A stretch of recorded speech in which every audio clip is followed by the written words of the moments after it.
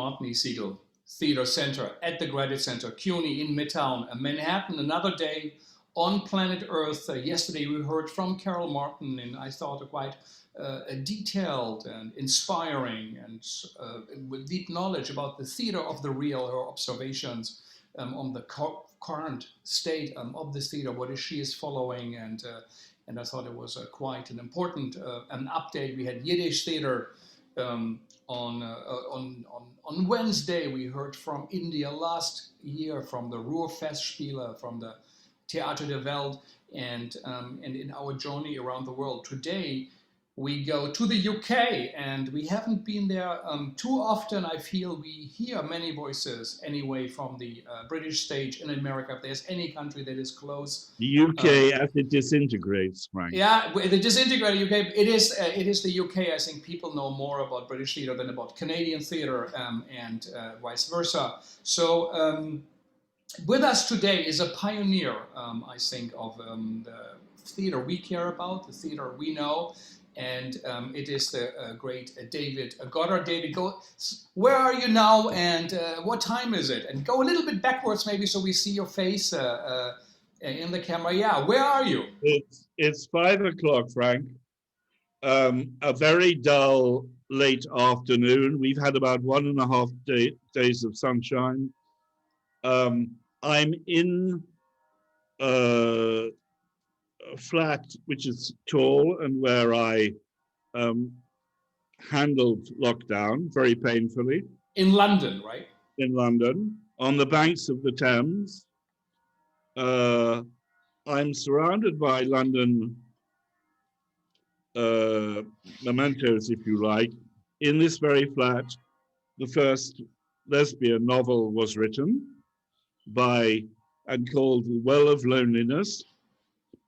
And I had neighbors like, or no, I didn't have neighbors. The flat had neighbors like Sir Oswald Mosley, the wartime leader of the fascists, who was arrested on this stairway. And General de Gaulle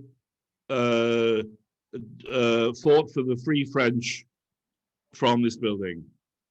Incredible, incredible. That means in the flat you were in, people went through World War I, World War II, the resistance, the Spanish plague, and now you are there in Corona. For people who do not know about David, and I apologize that we cut his bio so much. David is a very influential, important figure in the global international avant-garde.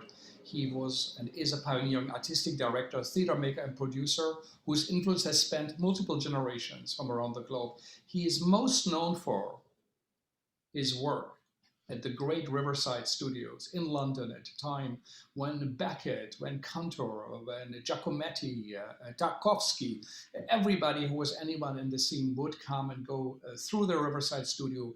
People, he was close to the people from the Berliner Ensemble, has deep ties to the Eastern European theater and also to Arab theater. It's way too much to go through here. He teaches student directors at the National Film School and the Birkbeck University of London. He was for a short time at the Montclair State University, but more importantly, he is at the International Writers Program at the University of Iowa with the Playwrights Workshop. It's a very important program, one of the great, maybe the most respected writing program actually in the nation. And David in 2019 was invited even to Buckingham Palace, if I understood right, to get an award for his service to Britain, the Kingdom, the United Kingdom, the Commonwealth. So David, still go a little bit ahead. You're back. We see mostly, we don't see your face so much.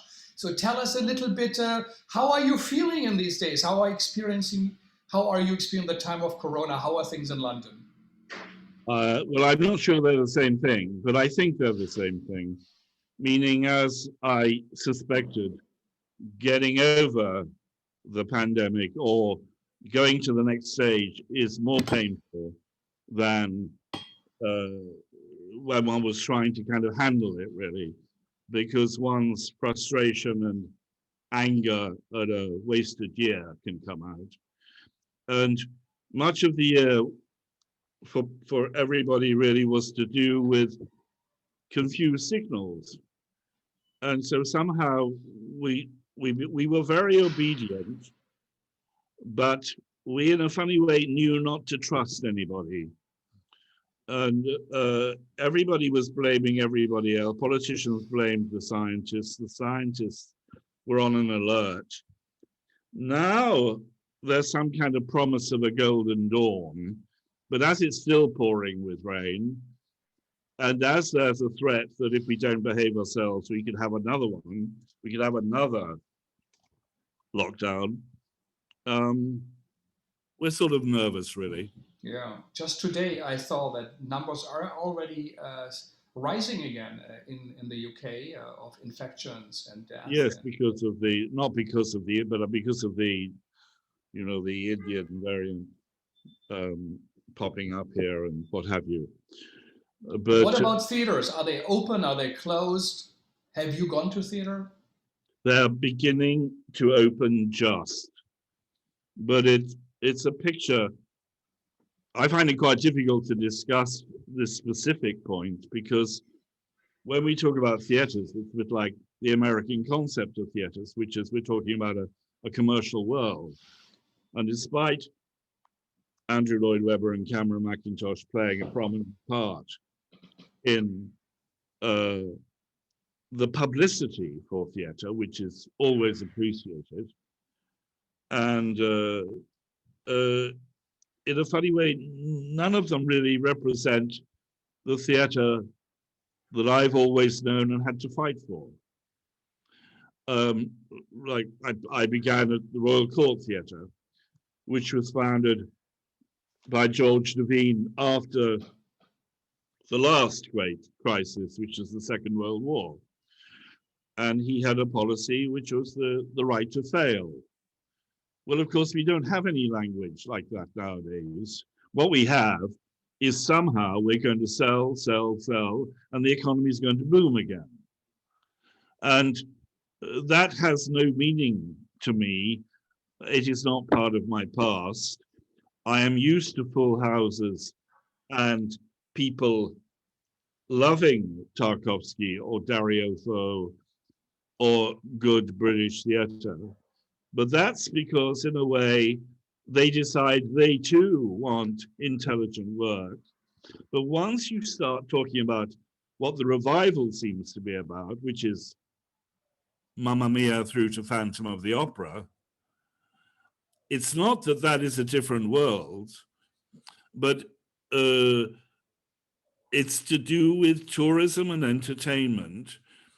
And one's actually spent the whole of one's life slightly trying to articulate theatre to the side of that. And above all, of course, including great figures like Bertolt Brecht, who are the figures who really should indicate the future. Because if one of the things that's gone wrong with the pandemic here is that political dishonesty sort of caught up with America, if you'll forgive me putting it that way. But just as you seem to be handling it with your presidential issue, we've got into handling it even though we don't believe our major political statements.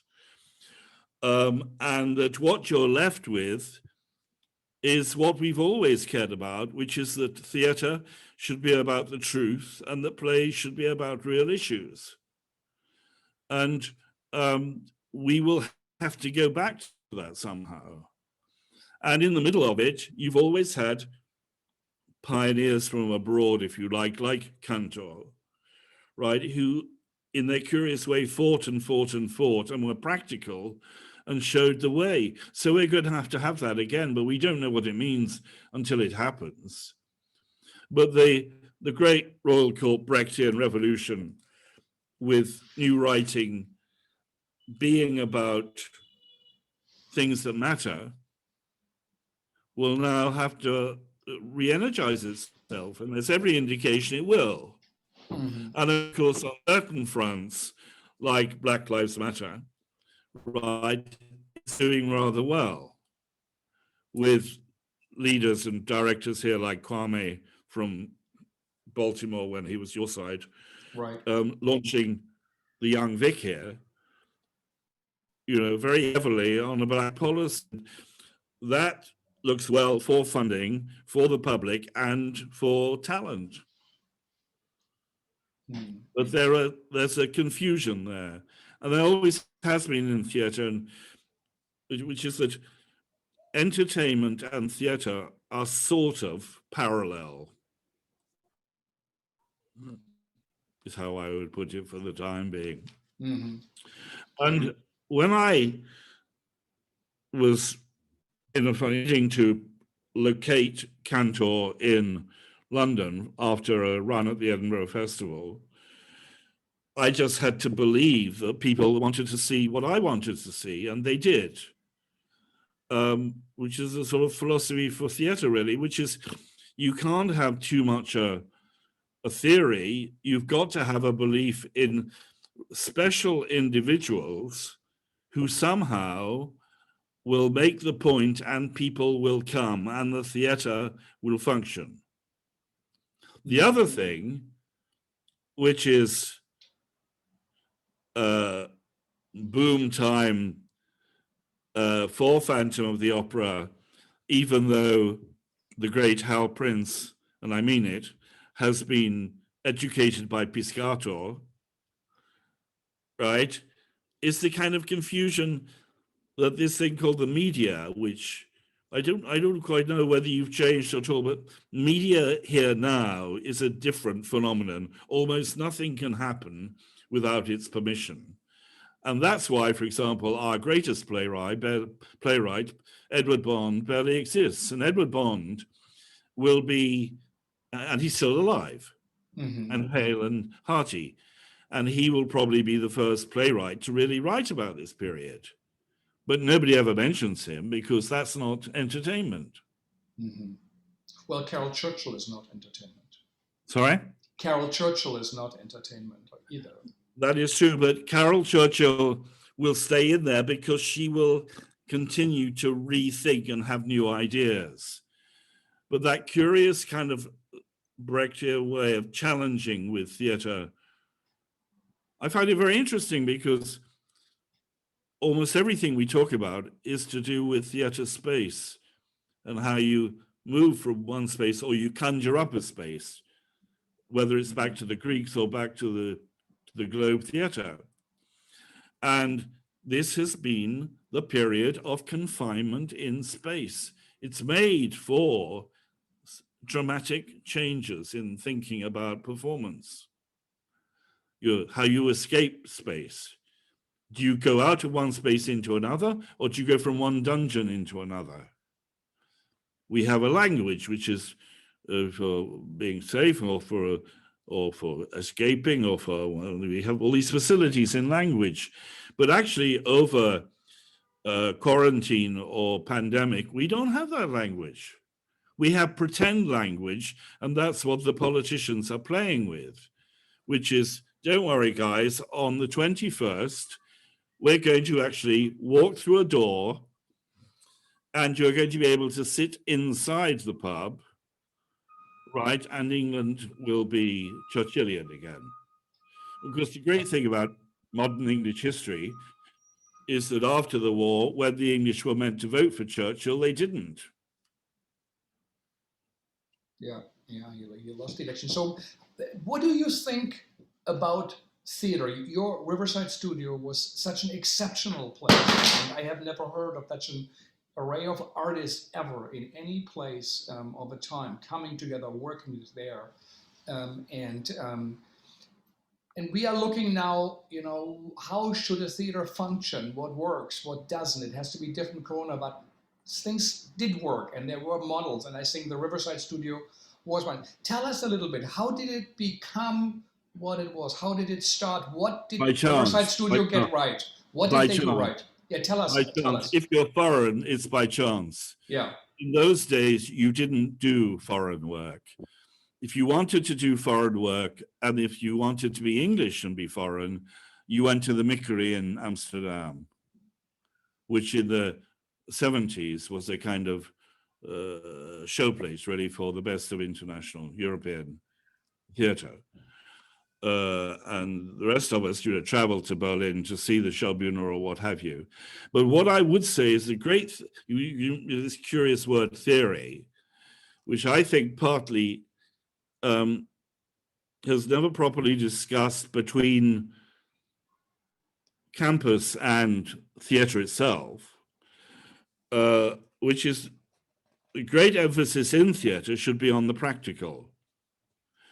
And one of the things that I think is still understated about a great man like Tadeusz Kantor is not his theory, and I'm not sure what that is, but in any case, it would be in the language of the history of art rather than the history of theatre, except like the best people, he admired a great British artist called Edward Gordon Craig, who the English never discuss or talk about. Over this side, he was the colleague of Yeats at the Abbey Theatre, where I've also been an associate director. But my point about Kantor is that he was so busy gaining his achievements in art through freedom in a corrupt dictator's society that we don't have the language for it, because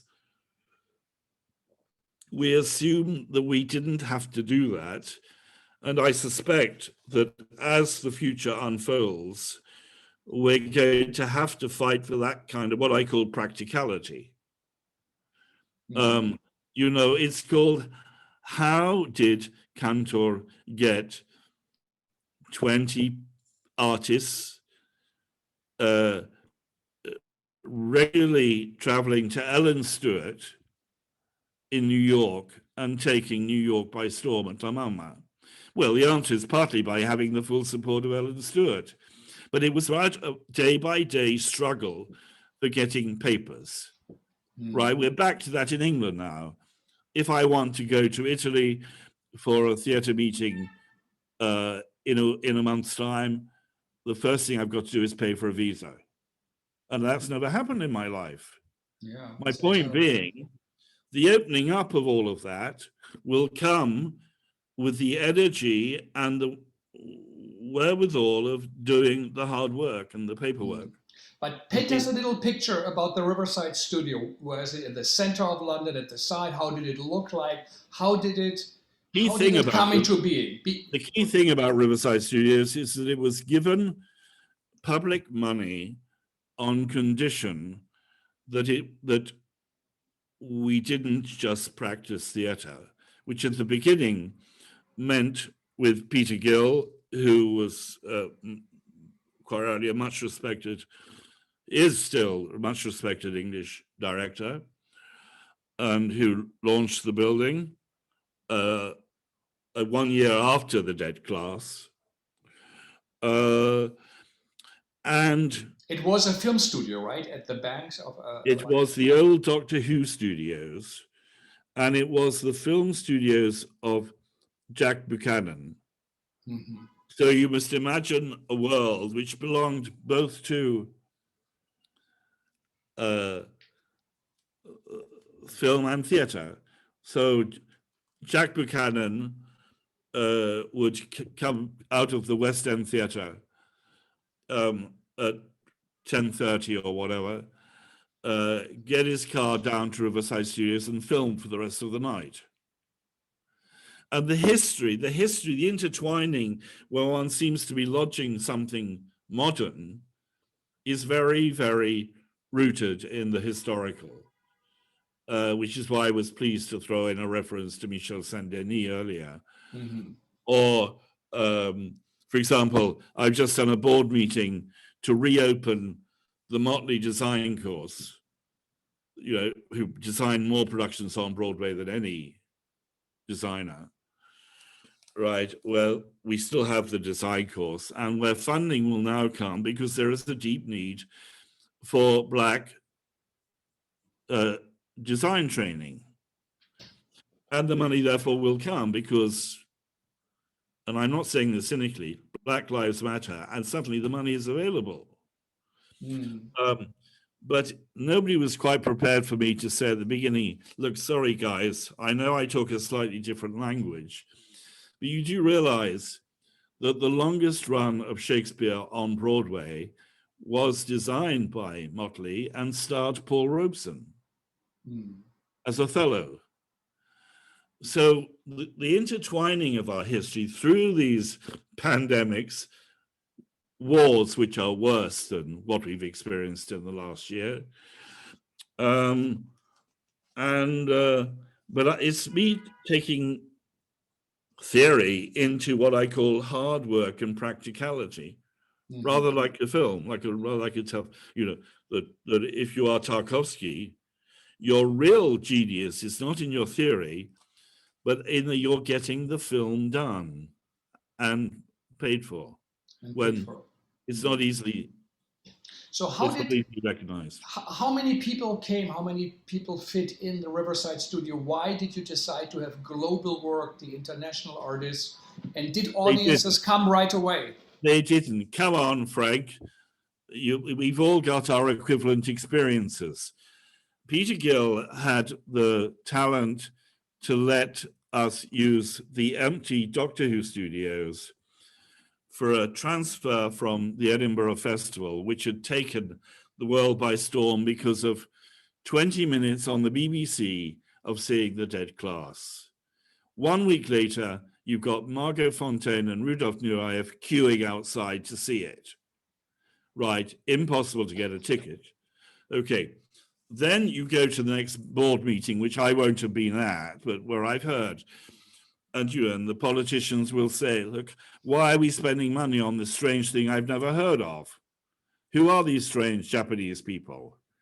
And then the clever spokesman or director will say, well, I don't really know, but last month seemed to do okay.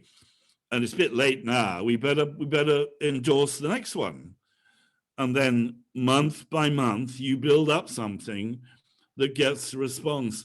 And something rather strange happened at Riverside, really, which is that people came because of what the building represented, not because of the specific art form. And I said, and so it's the great partnership at Riverside, for example, was New York Dance, that Judson took over Riverside, that Steve Paxton and Trisha Brown packed them in. So you hit another aspect, which is, I wanted to see these people, and happily, through critics, if you like, the public did as well. But we were in danger of missing out on that generation in the 70s in New York before everybody started doing opera and big shows coming from the lofts of New York. And it was all, and because we shared social activities, meaning bar, cafe, what have you, it was rather nice to have a place where Trisha Brown met Samuel Beckett. Mm-hmm.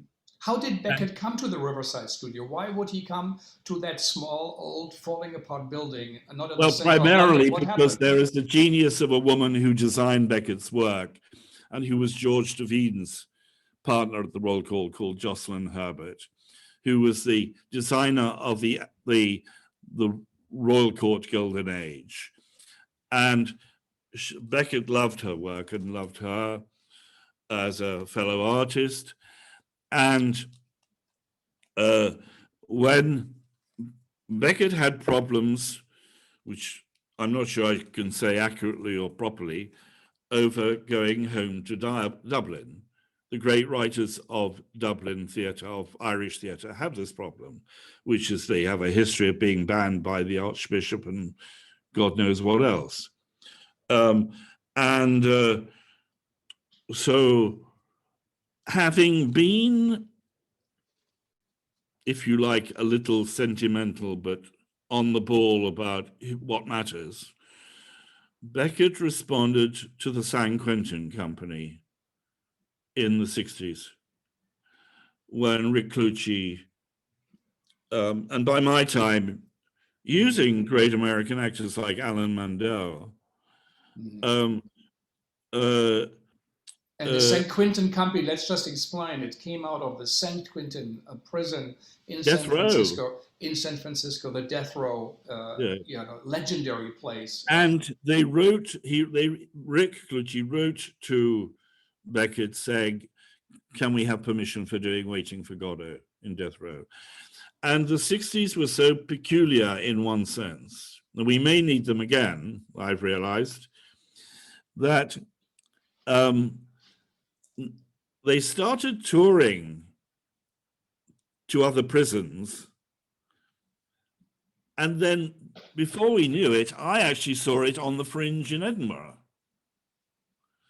So somehow it became a means of freedom. And Beckett fell in love with having a godson who was the son of Rick, called Samuel Clucci, right? So by the time we get to the 80s, and I'm artistic director at Riverside Studios, the Abbey and Rick are asking Beckett to work with them. And he says, fine.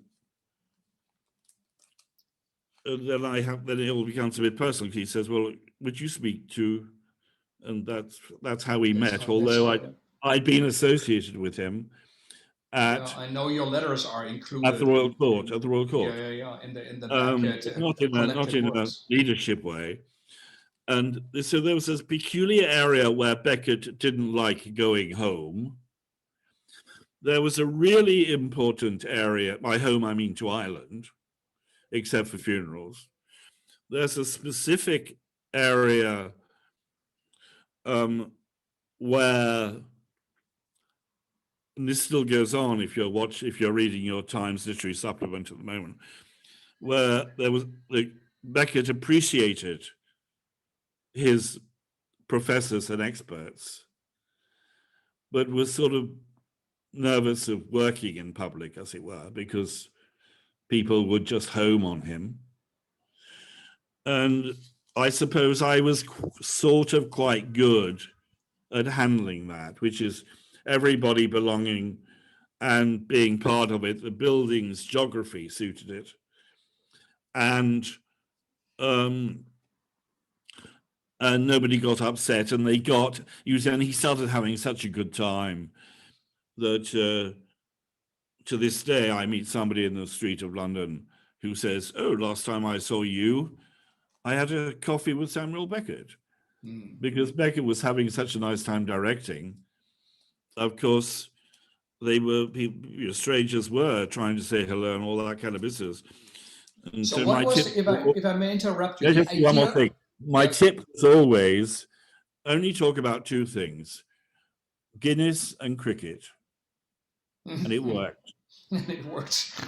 That's a good tip. It works with Beckett, an Irish writer in exile. But David, tell us a bit what worked. He loved directing. He loved directing. What worked? How come the Riverside was a place for such great artists? They felt at home. How was the relationship to the audience? What audience came?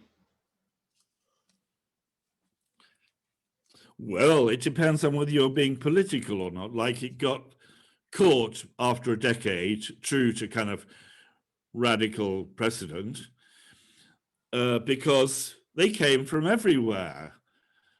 And your politicians do their survey of where your audience is coming from, and they're meant to come from what we would call the borough of Hammersmith, where the ratepayers are paying for the theatre. But hold on, only 1/3 are coming from around here. The second third is coming from across the river, and the third third is coming from Hampstead. So you're hitting against that. If you really are popular and you become, then it happens.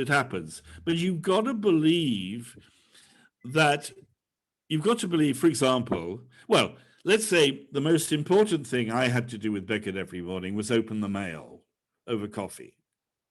And of course, what you discover is you've got one of the most democratic men in the world that you're handling, because it's like Kafka or something, which is there are people all over the world, certainly all over England, who could only get out of bed in the morning and wrote to him because Beckett existed, or because Kafka existed, or because Dostoevsky, all these people that the middle brow or the middle class, whatever you want to call it, thinks are elitist, are actually popular people, but they speak to individuals everywhere. And these people turn up. I don't want to romanticize it any, but that is how. So I'm writing to you because I'm a striking minor. I'm writing to you because I've had a nervous breakdown. I'm writing to you because I'm in prison. And then in between all of this, I would have Beckett alert to his colleagues in Poland or wherever it is, so that they would get authorization for doing the plays and, you know, carrying the letters and the envelopes and the food parcel sometimes. No, it is incredible. You also, you know, had so many artists, the Giacometti, Modigliani, you had Tchaikovsky working there, and you had audiences. So something was working. What was your vision at the time? And what was your vision? Why did you make that theater for whom, and how is that relevant for today? You said something is lost. Let me say one thing that you'll understand, Frank, which is they were invited. And the thing about wonderful people is that they're ignored too. So you invited them by mail, you wrote a letter. Somebody wanted them to come. I wrote to them, I said, will you come? And of course, if you want to be cynical about it, it meant that I wasn't paying the huge fees that Paris was paying.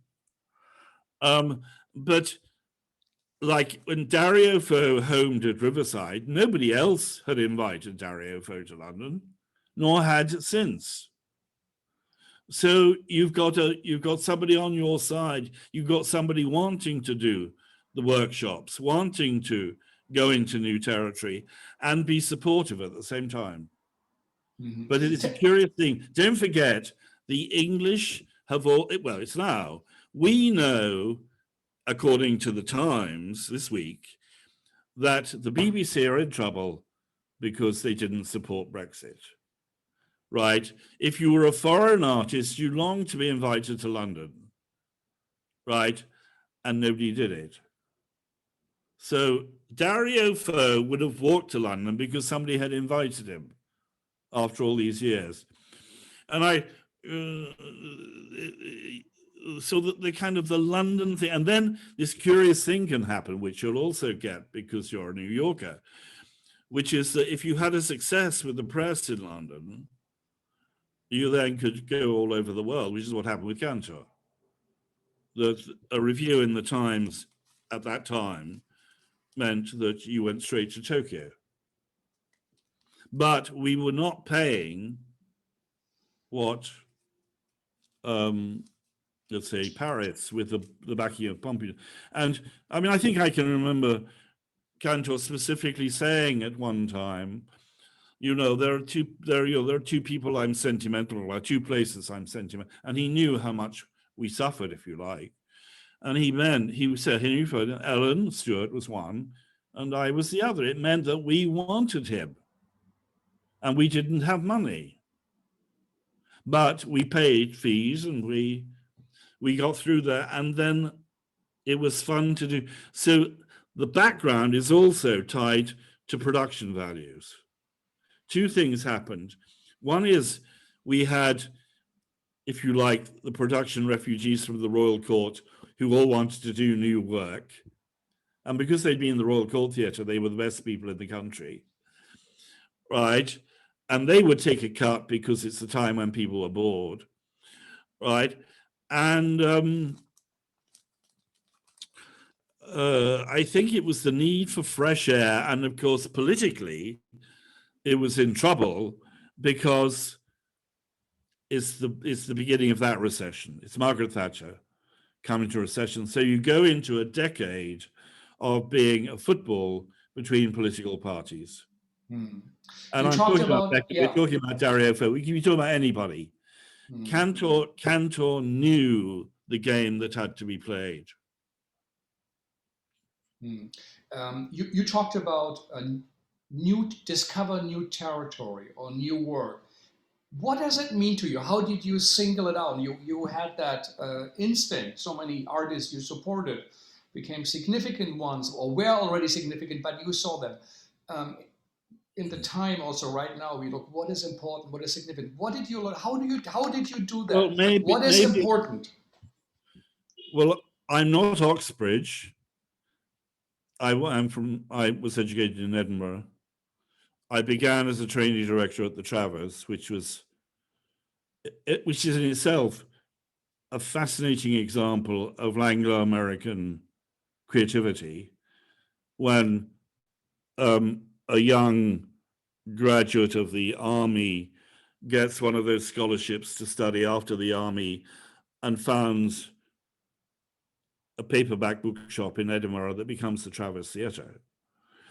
And it was our first kind of experimental theatre, really, with visits from André Serban and the rest. So kind of La Mama in Scotland was rather interesting. Sorry, go on. Ask the question again. So what the new? What is new work, new territory? How do you define it? What was your vision at the time? Say, this is what I want to bring. Well, I think I'm saying that if you come from the right background, like from, if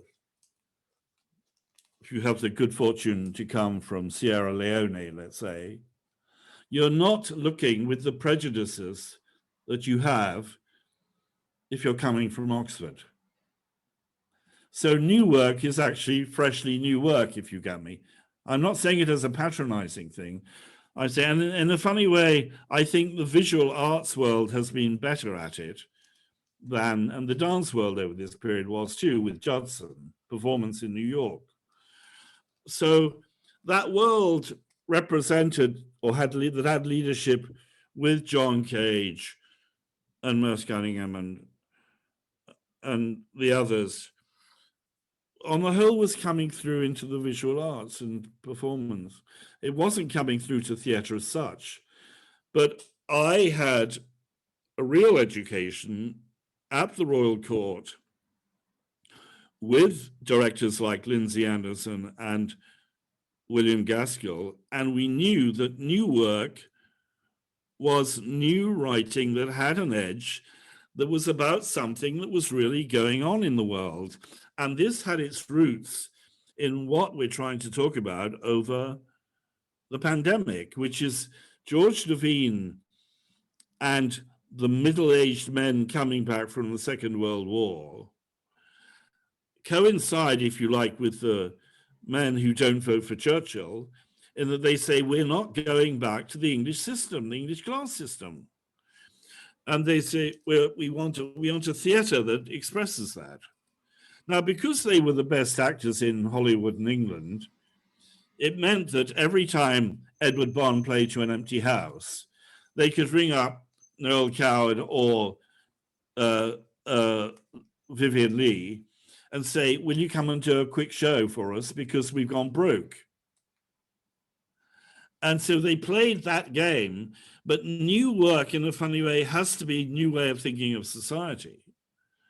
And the visual arts for a period has been very good at it. The period that I'm coming out of, which is Kantor, Joseph Beuys, Buckminster Fuller was there, right? Kind of radical thinking. And in a funny way, they coincide with an education in the early 70s. In other words, I mean, I've just gone back to reading Marshall McLuhan, you know. Who was a literary professor, by the way, English language, right? He started out. Yeah. You know, my neighbor in Edinburgh by chance was Chomsky, because we were opening, I was only a student, they were opening a linguistics department. It was new territory. And one was clinging to a lot of that. And then by the time you get to the 70s, it's this recession time, Margaret Thatcher, and everything that's happened since, in her relationship with Ronald Reagan, if you like. Mm. But new work at the end of the day, you have to, in a funny way, you need a major artist to give language to. And Kantor was one of those. And Beckett was one of those. And we all know that the point about Beckett is that he had to find language that allowed him to write again after he'd seen the Holocaust. That as a man who'd been part of the resistance, which again was what he was a bit angry with the neutral island about,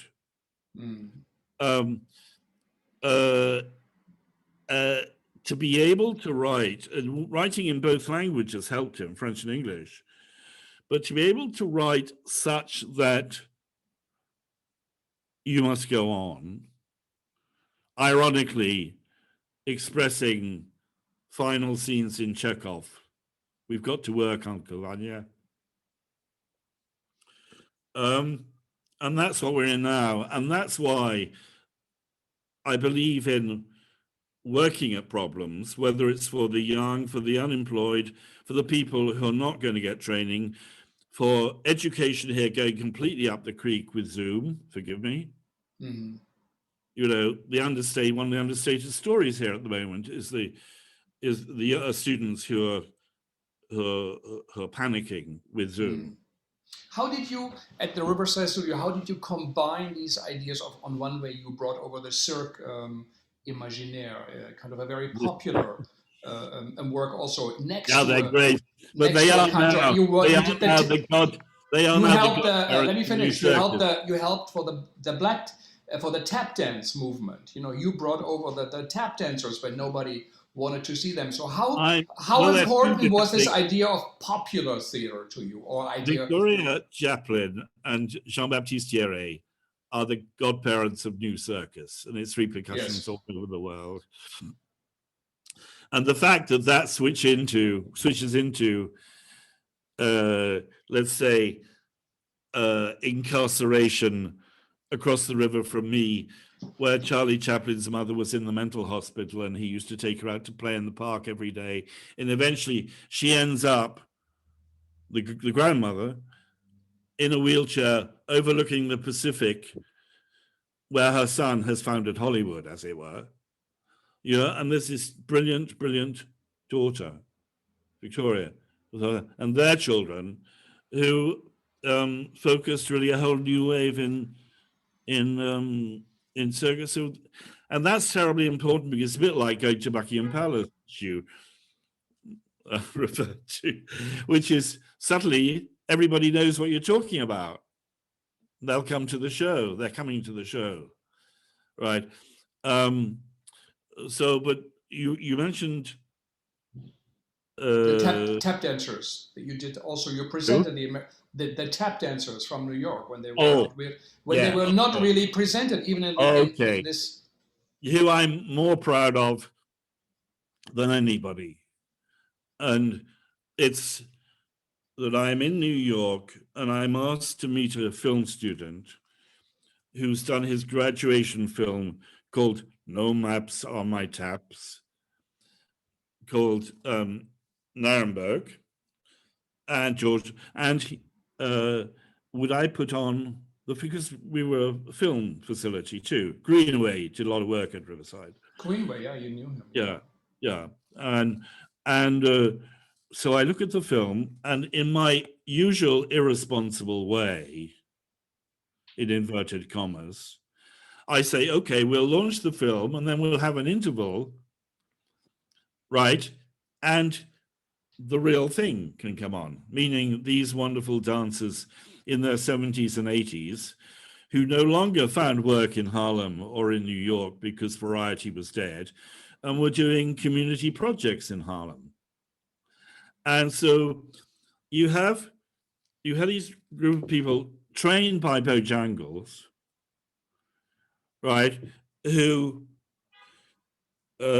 one of them also starred on Broadway called Honey Coles, who did My One and Only with Twiggy. But they were old men who thought it was never going to happen again. And suddenly they were so classy, the world wanted them. And then you have another partnership, which is relevant to the time, which is the BBC started doing programs about them, making films about them. A new wave of good filmmaking at the BBC. And so the whole kind of woodwork, for want of a better word, of Harlem left in Europe with great people now doing Harlem workshops, but legends, you know. I mean, the last time I did a concert with one of them, the musical director was the avant-garde composer Gavin Bryars. So one mixed them all up a bit. But it meant, you know, one night I've got Honey Coles on stage with a little jazz band, right, packed with people, and this little old lady joins him for the curtain call, and he brings her to meet me afterwards, and she's in her 80s, right? And she's called Adelaide Hall. Now, David, you got to realize this is jazz history. This woman invented scat. She's the woman who's in the wings at the Cotton Club. He's recording something, and he hears this woman humming. He says, "Come here." And so they record the Creole love song together, right? And of course, since the 30s or whatever, she'd been in Paris and London as a refugee from racist New York, because not only did they have to handle the Cotton Club implications, and they had to handle, for example, if they had to handle not jazz singers, but like Elizabeth Welsh, they had to handle Broadway. They were handling a segregated audience. And so they found kind of home in wartime Europe.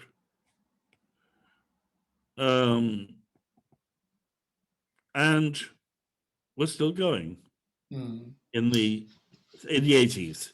And so we made documentaries with them.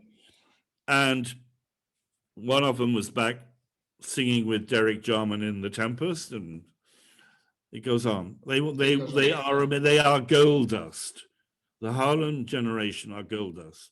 And they are as avant-garde as anything Robert Wilson would want. Absolutely, yeah. So this is incredible. So let's summarize a little bit. You said, you know, you have to discover new territory. You do new work. It has to be about truth, a social movement, kind of an imagination for a change of the society as it is, has to come first. It will be expressed by artists. You mixed up things as a curator. You invite great people who are not invited. You wrote the letter, but you also then put them together with others. You had interdisciplinary thing. You had a film, you showed women, like BAM does now, but I know also you were close to architecture, visual arts. You also directed, you did the Hamlet, which you did in Eastern Europe, and went to the Arab world, and then also to Japan. What does art mean for you? Why did you dedicate your life to art, and what does it mean now? What should we expect from it? I think I represent, without knowing it, most of my life, the majority of people maybe who grow up looking to the clouds and wondering what the journey is. And of course, we strongly feel that at the end of the pandemic, right? And somehow you keep going forward little by little, then eventually it makes sense. But you don't put on Tadeusz Kantor because he's going to change the art world. You put on Tadeusz Kantor because he asked me to. And I knew that if I didn't make that summer work, even with a relationship with the good Richard DeMarco, 20 Poles were going to have a ruined summer. That old thing of Eastern Europe, you know, that you are either going to give people a turn or they were going to have another miserable year. And so you did it. You know, it's like everything in any radical situation. It's not that you decide, but it's that you open the door and somebody says, help me, and you do it. And the arts relationship with you, I worked with Tarkovsky, I helped Tarkovsky, not because I was rich, but because I had the will to say, just give him the money for his last film. And, you know, having been invited to do that. And it's something that the public as a whole would not know about. But nearly everybody of real significance in the history of the arts has a time when they are like a student, which is they say, how do I get my work done? You know, and if you like, in London, it's, I mean, having gone on this far, it's a pity to get this far really by saying, well, of course, there was always this shining example who's still alive happily in London called Peter Brook. You know, who abandoned the Royal Shakespeare Company and commercial success, really, but was given money by France, which was one of the options in the world to do with their history. But on the whole, I went my way because it interested me. And by the way, that old thing, which is, okay, if you're going to fire me, I'd rather be back directing anyhow. You know? But I couldn't make it happen for 10 years. And every Latin American radical knew they'd get me in 10 years, and they did. For the usual thing, which was elitism. The list of complaints, Tarkovsky films with foreign subtitles, and so on and so forth. Dario Fo in the original. Why didn't I do Dario Fo with the local pottery class? That's what politics becomes in England, and I'm sure you have the equivalent. And of course, there was nothing that reached the quality of seeing Dario Fo on stage. Yeah, it's one of the greatest things I ever saw. And then remember, of course, we even went through our little chapter where he couldn't come into America, so we were all there in the fight. And so you say, well, David Gothard, what's he doing? Why isn't he directing? What's he supposed to be? You say, well, sorry, I spent a month or two in a humble way, as part of the fight to get Dario into America. And we did it. But I'm making it sound like nobility. It's not nobility. It's called practicality. And that's where the Kantors of this were. The key thing that mattered with Tarkovsky through that whole period was how to get his son out of Russia, because the son and grandmother had been kept behind as emotional blackmail over Tarkovsky leaving. And so the most important thing I ever did was to run a committee for getting the son out of Russia, which politicians held out on. And eventually Mitterrand did it. Not me, Mitterrand, of course. And it goes on like that, really, which is, they don't know, but this is how you have to. And so, for example, hold on, Tarkovsky's going broke. Claudio Bardo was saying to me, we've got to get him some money. Right. I said, what are you talking about? This is Tarkovsky. Head of Channel 4 turns up for one of his lectures. Jeremy, you do realize he's going under? Oh, bring him in on Monday morning. You get the money. It's not that it's easy, but you have to be prepared to say it and ask for it and do it. And we all know that the arts world is riddled with those people. So the arts world is Phantom of the Opera is coming back to the West End of London with a reduced orchestra, right?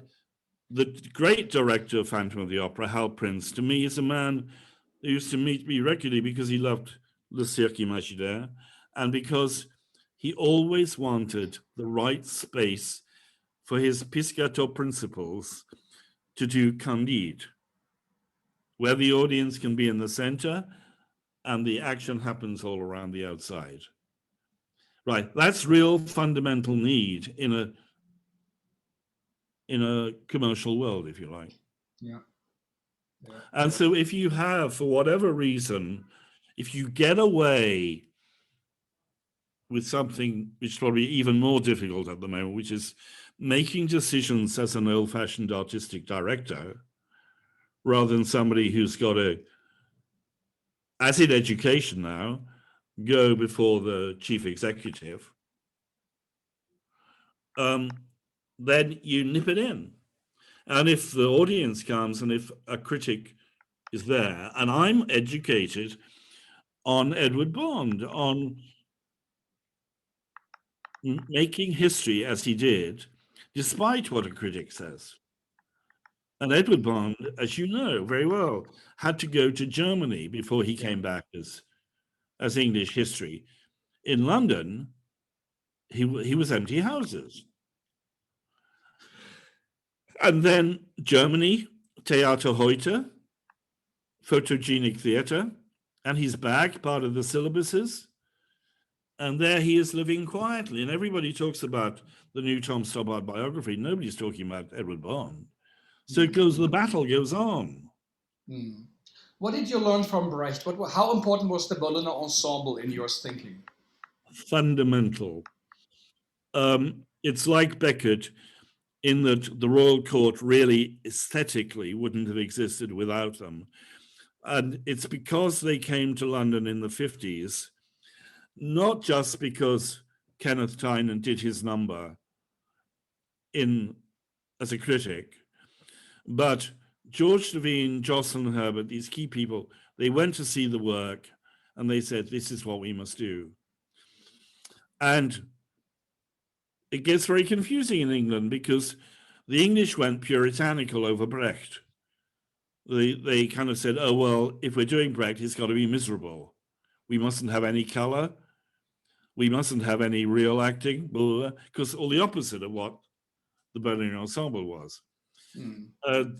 But somehow its effect on the Royal Court directors, which was one of the beauty of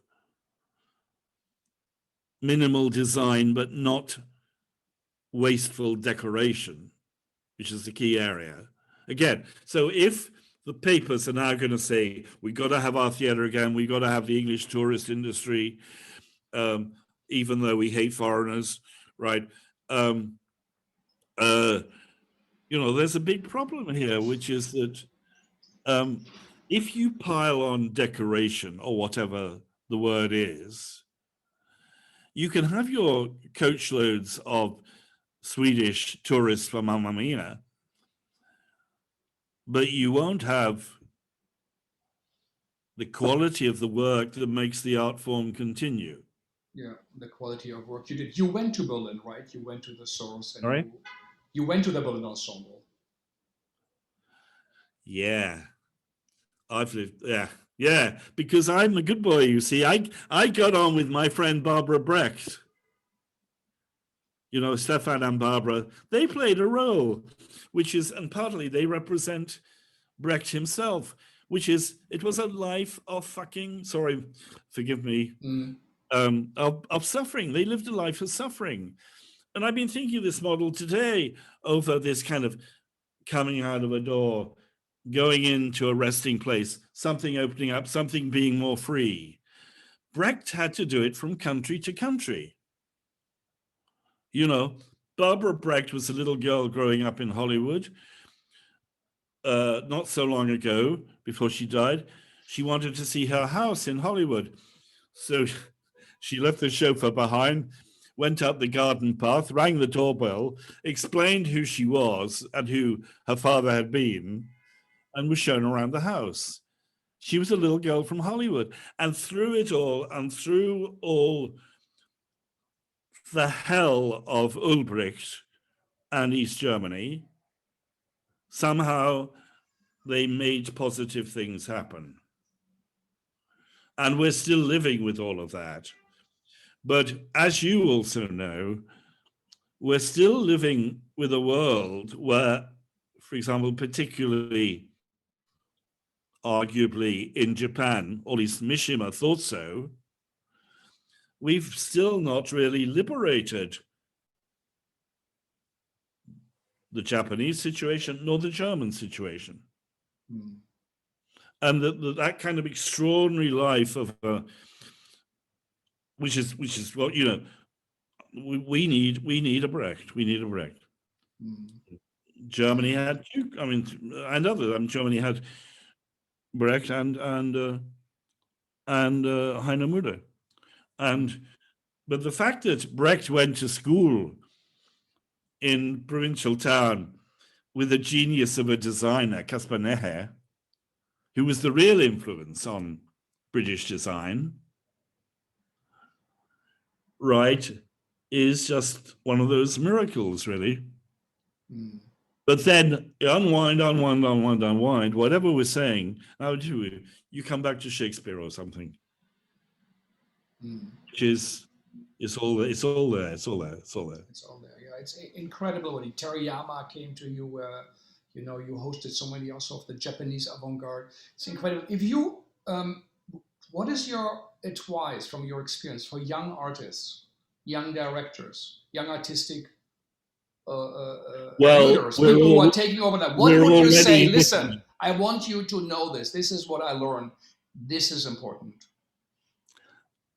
I'm partly doing the opposite for the first time in my life. I'm so depressed by the last year. But what I mean is, I have spent the whole of my life doing what a country mother told me, which is you're not getting your bicycle because you passed the exam. You got to do it because you want to and believe in it. And I have always told filmmakers or what have you, whatever it is you believe in, you've got to go forward. Because of what it's been like in the last year or two, I now say to young people, don't worry that the drama schools are using you as fodder for making masses of money in a ghastly British way. Just get yourself a bit of security so you can look after your family and feel secure so that you then can involve yourself in the arts and write as well, hopefully. But it's the first time I've acknowledged that if you don't give yourself, because London is full of noble sons and daughters of Europeans who are working in Starbucks, becoming managers and being sent to Korea to open Starbucks, but they're Hungarian or they're Italian. And they're in London partly because probably they're in love with somebody in London, meaning another European. And there's been something fascinating about the whole thing, as ever with London. But it's not a romantic thing, but it has been about real suffering. And I think they've been very noble young people to somehow know that they can do it. You can do a job and write your film, and somehow it'll all work out because of the way the world's got to come together. And I'm even like you know, I'm post-war. I have a different story to tell. The world kept getting better all the time. I was thinking today, I want hair to come back. I want everybody to take their clothes off. I want everybody to touch everybody else. That was hair, man. That was La Mama. And as I'm in this very room, the Nobel will have gone and there'll be a speechless young businessman in his early 30s who can't even talk because he's so depressed about what's going on, right? Meaning mental health we're going into everywhere. And until we're into handling these problems, talking about it, who gives a toss about Andrew Lloyd Webber? I mean, and what he represents, if you get me. Yeah. Mm-hmm. But so that's what I believe in. I still believe in democratic intelligence in a slightly romantic way, but that's because I'm a bit D.H. Lawrence-like, in that I'm from an area that's not meant to exist. His is Nottinghamshire dialect. He wrote plays in Nottinghamshire dialect. You imagine being that stupid? And they're wonderful plays. But he doesn't, and more, the reason why Scotland's got to separate is that our world does not believe in the smugness of Southern England. Mm-hmm. Very, what's happening here? Yeah. You monitor over decades, you have monitored the British theater, so many, I guess everybody, I've never seen anybody so connected in a theater landscape than you when I was in London. So what is wrong at the moment in London theater, and what could be done to make it different? But don't forget, when you do that, and you've got the equivalent, I'm sure, when you do that, it's not because you make a theoretical decision, it's because that's all you can do. It's like opening the door and there's somebody who's wounded. Mm-hmm. I mean, the first time I was in a room with Marina Abramovich in a gallery, she made a mistake and her wrist started bleeding on broken glass. I thought, get me out of here. And instead, of course, there I was, not because I'm a noble person, but that's because what you have to do. Mm-hmm. You do. So what does theater has to do now? In your case, in London, the place, what do you think is of urgency? What is needed?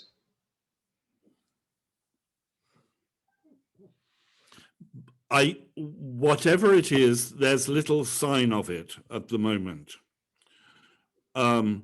because it's to do with a key area of this pandemic, for example, whereby we all knew the future has pandemics. There's another headline in the evening paper I read today saying the next one's going to be worse. Okay, great. I think I'll go to bed. Right?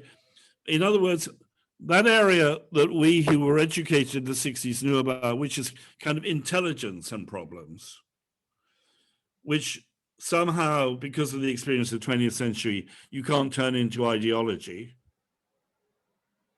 right? But somehow, whether it comes from the unemployed or the young or from minority groups or whatever it is, it's somehow making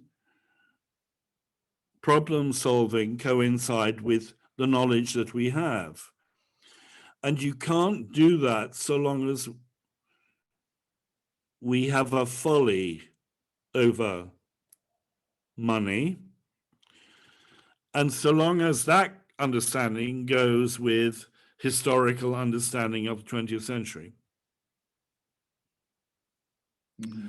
And like you, forgive me saying like you, mm-hmm. but one can but hope one's there tomorrow problem solving, which is what. But if somebody is, I'm just saying, I'm really saying, I don't feel very romantic in one sense, because I know that the noble friend who would say, look, work on this commercial script.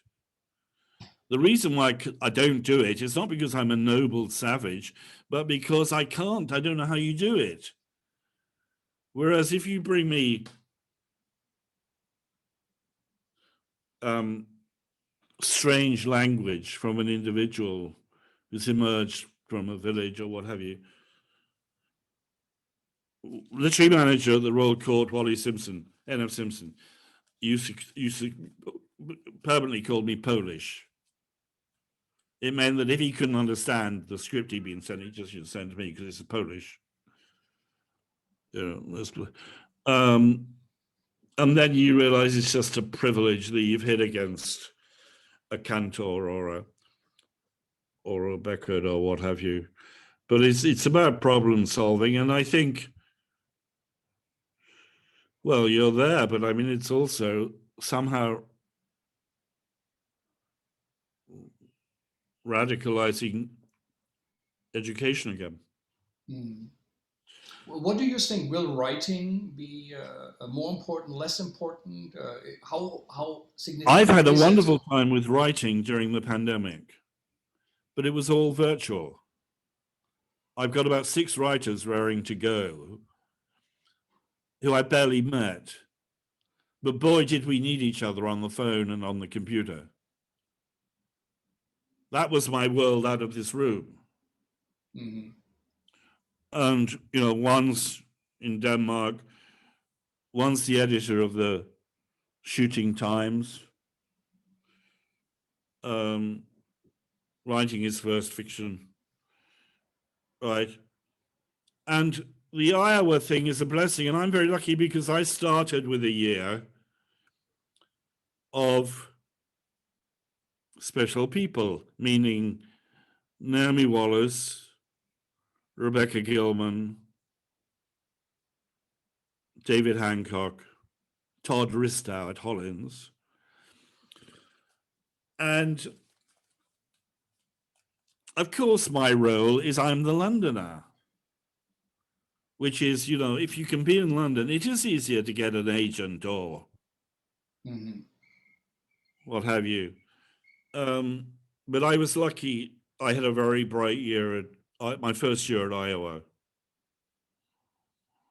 You know, No, so this and is as you know, the fact that 2 or 3 years ago, it meant that I had this very talented Iraqi veteran, you know, such that we did that fed into veterans writers workshops and what have you. You know, the kind of the Iowa thing is gold dust. You know, what did you read? What did you read? What did you listen to in this year? What inspired you or what helped you? this last year, Yeah, besides your writing teaching. Wordsworth for the first time. What?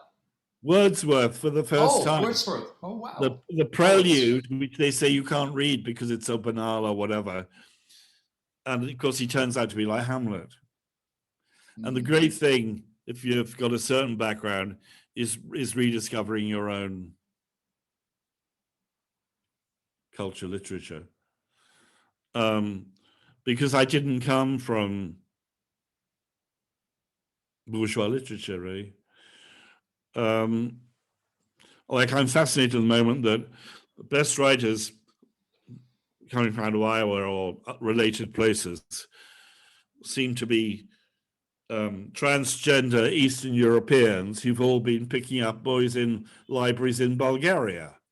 I'm caricaturing, you know, where people are coming from. Or that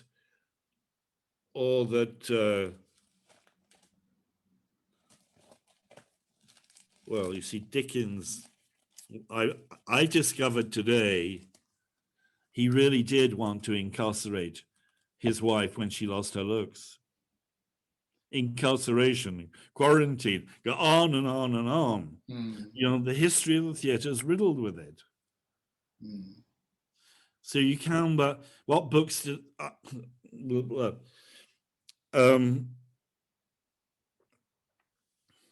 I've got them nearby, really. The person who I find most important, actually, who I can look you in the face over, is Daniel Kish. You know, the great Yugoslav novelist who is Jewish, Hungarian, Montenegrin, Serbian, and who lived just long enough not to be a nationalist and to warn against nationalism, and who happily had a friend in Susan Sontag who promoted publishing, his publishing. Daniel Kish, who is so difficult that I peep at him because he's so Borgesian and breaks all the rules and writes lists for 3 pages or something.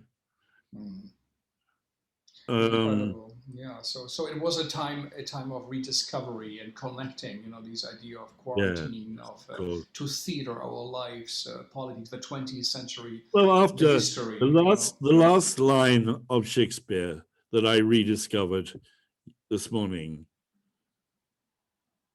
was, "I bring the brush that sweeps the dust from behind the door," which is Puck, of course. Hmm. So you can't have the fairyland, you can't have the magic of it all if you haven't got the broom. Hmm. And that's my Gantor point, which is the work, The work, and you have the to do the Chekhovian same. work. And this curious thing, which is rediscovery, which is discovering that Chekhov was Beckettian. We must go on. You must go on, yeah. And that extraordinary way that Beckett, like Shakespeare and Euripides, have always been there. That when I was directing Shakespeare very successfully in Kosovo and resurrecting the National Theatre, as we went from line to line with a great Albanian translator, dead, who became a professor at Harvard, right, called Fan Noli, right? Shakespeare was there, man. He'd seen massacres. That his knowledge of what happened in Europe is just a miracle. And it means that you can have the final wall. It means that not only are you excited yourself at what's in the language, but eventually you see there is an audience of ordinary people who got it. Like in Kosovo, as an ambassador put it to me, you could see that it was the means whereby a lot of people could mourn. Yeah, yeah. And this is something unique that theater can produce, can do. And as you said, Shakespeare was there, Chekhov was there, Beckett was there. So there is a line. David, we are already much over time. Thank you for really sharing a moment in life, sharing your thoughts, your brain. You have the highest respect from all of us of your life's work. What you did at the Riverside Studio is amazing. It is incredible. It's inspiring, and one could only hope that such a place, by coincidence, as you say, of an old film studio where someone is asked to do something, to bring something over from that worked here, and something grows out of it. It became so meaningful, and that this happens again now. And as you said, it's a post-war. You are the post-war generation. We are, in a way, and we can only hope that those young kids you talk to, teach to others, will come out. It's a great privilege Well, to have been with you. You'll have a wonderful time with Emily. Yeah. So next week, to talk about next week, Emily Mann, she will be with us next Thursday. She has been for 30 years. She ran the MacArthur Theatre in Princeton, did so much significant work. Also very well known for work on the documentary theatre. We will talk about also with Carl Martin. We will have Fergus Linehan from Scotland, who runs the Edinburgh Theatre Festival. He will be talking to us what it means now, where they are. I mean, they are planning to have it open, but still nobody knows really what it was. So we will get a real update. And then we will have, as David would say, the Europeans who come to the capitals. Joanna Warszawa from Poland, who lives in Berlin, with Ovul Durmusoglu, and they created work on the balconies in Prenzlauer Berg. Artists who lived there, as a high concentration of artists, opened their balconies. They created 2 editions of a festival that happened on balconies. People loved it. It was a great contribution to that time of Corona. So we will hear an update from them. Thanks to Howland for hosting us, VJ and Sia. This is wonderful. Andy for help to produce it, and to our listeners. And David, it's a really, really a great record what you're leaving in your influence. And we touched only the tip of the iceberg. It goes so much deeper. So really, thank you. Congratulations on your work. And it is a hard time. It's a depressing time. But as you point out, there is something in there that has always been with us and will come back. So let's see how we get through it, and we hope that something will also grow out like a mushroom, as you said, from in the landscape of London, that will be You feel inspiring it and new. bit by bit. You feel it bit by bit. Yeah, yeah. Okay, David, thank you. So great that it worked, that the Zoom worked out, and now you're back to your historic room, and stay in contact with us. So thank you, and thanks to all of everybody in there who helped you to connect to Zoom. There was an important talk and a great record to have you with us. Thank you, and bye-bye to everybody. I hope you will be with us next week and have a great Memorial Day weekend. Thank you.